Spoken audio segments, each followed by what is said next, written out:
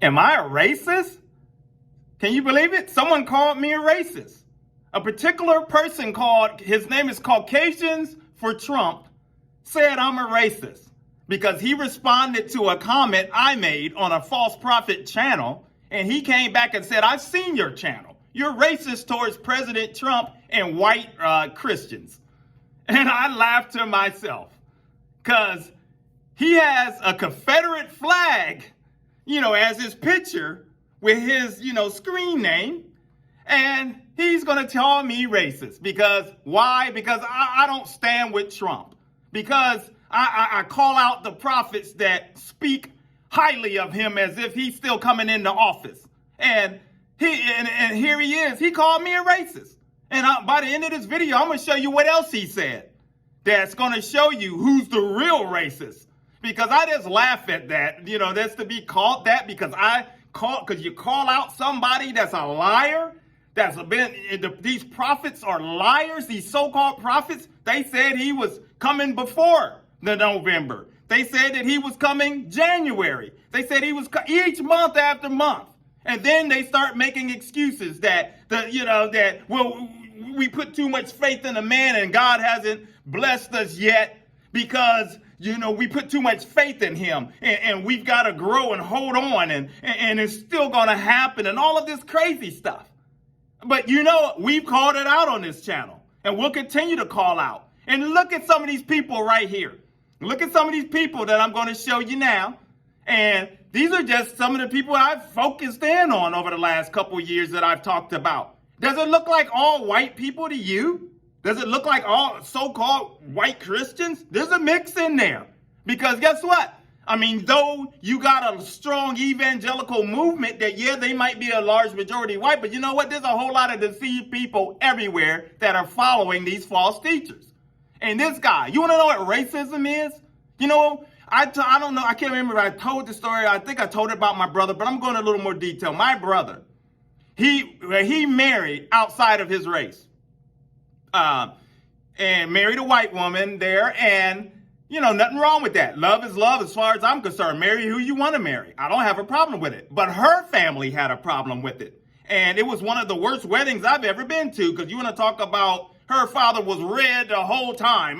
They were just so uptight that their daughter was getting married to a black guy.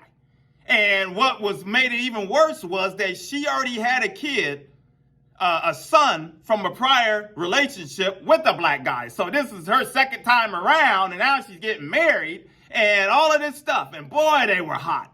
And, they call themselves religious and this and that. Long story short, her and my brother, it didn't last. They ended up getting divorced and had a young daughter out of the deal. And she goes on to get remarried. And within a year or so, the new husband strangled her to death and killed her. And he's sitting in a prison, Ohio prison right now, 19 to life for killing her. And here, the grandparents. Now, the grandfather works for the court system. He was he was a corrections officer. He's with the court. This is a small town in Ohio, Mansfield, Ohio. Small courtroom, small town. Everybody knows everybody. He's linked, the grandfather's linked with the court system. They went and took custody from my brother because they did not want him to have his own daughter. And my brother works 2 jobs, got a place here in Columbus, and got his own daughter.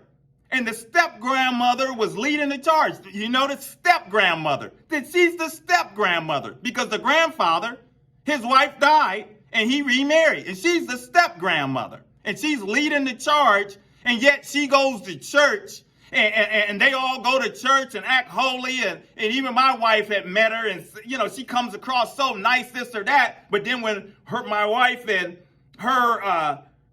my brother went to a basketball game so he could see his daughter, then she got to see a side of her where they didn't even acknowledge him, didn't even say nothing to him. And they're just, and it's all a front and stuff. And they made every obstacle where he's got to kiss their butts in every kind of way to try to make sure he has a relationship with his daughter. She's 14. I'll put her up here right now so you can see her. This is her.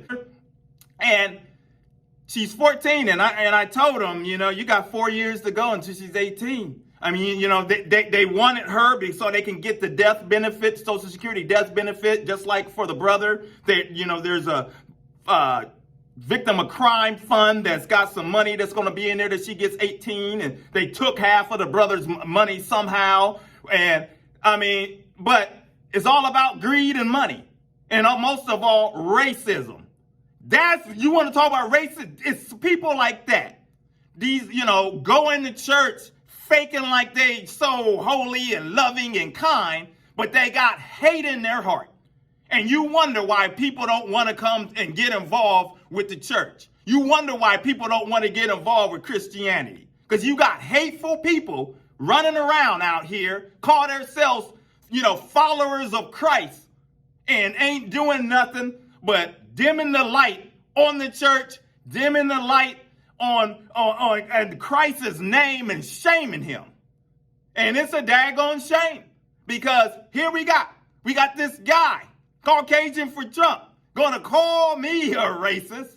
And then look at what he says right here. He says, look what he says in there, right in here. Look what he says, boy.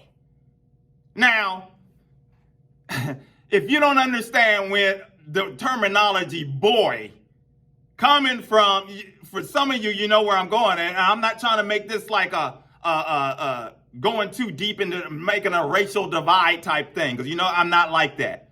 But coming from a guy that's got a Confederate flag on his picture, and then he gonna say boy. See, that's the terminology that was used in the Jim Crow era towards us minorities. That's the terminology that was used during slave times. Boy, and stuff like that. And it just goes to show you. And he calls himself a Christian. See, and I told him, in my response to him, I said, man, you're silly. I said, you need to grow up. Now, I haven't heard back from him, but, it's a shame. And it makes me think of how so much turmoil the church is in right now, and how it's in bad shape right now. And how is anything the mission ever going to get accomplished with so much discord and so much craziness going on? How is it going to happen?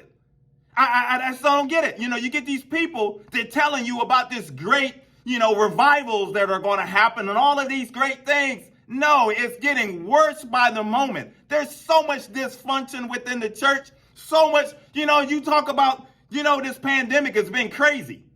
And this whole COVID thing has been crazy for the last few years. But you know what else is crazy? Racism is a pandemic. Racism is a pandemic within the church. I mean, you have people in all sectors of all the churches. There's some churches that me or you out there, we walk into, that you're not welcome.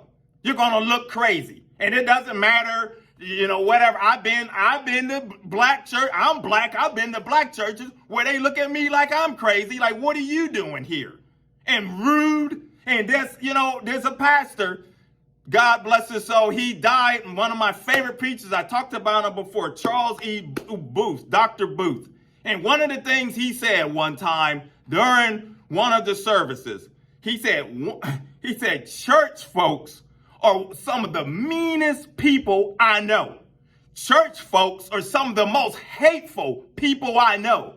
Church folks are some of the most diabolical people I know. Hateful.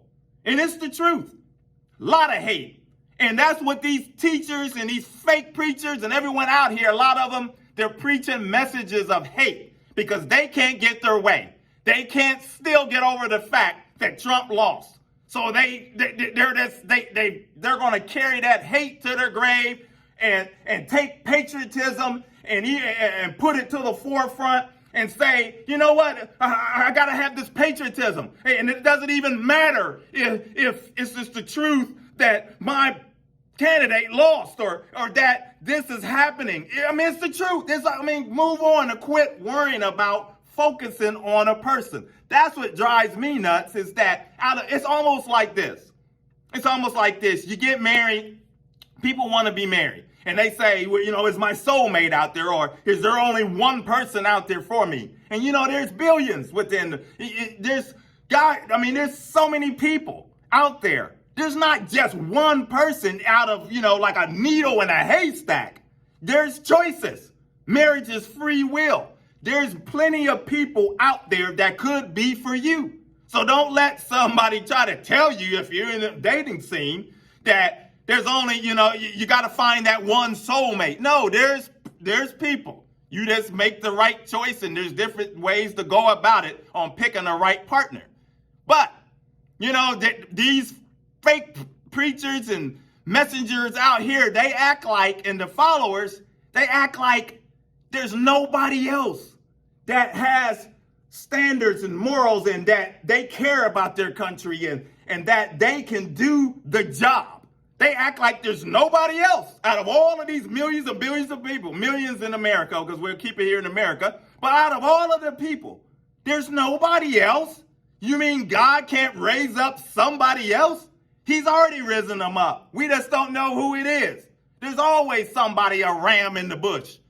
There's always somebody. God is not caught off guard. There's no way you can go about talking about this stuff is stolen, that the devil, that he just relinquished his power and let the devil just come on by and steal stuff and take it from him.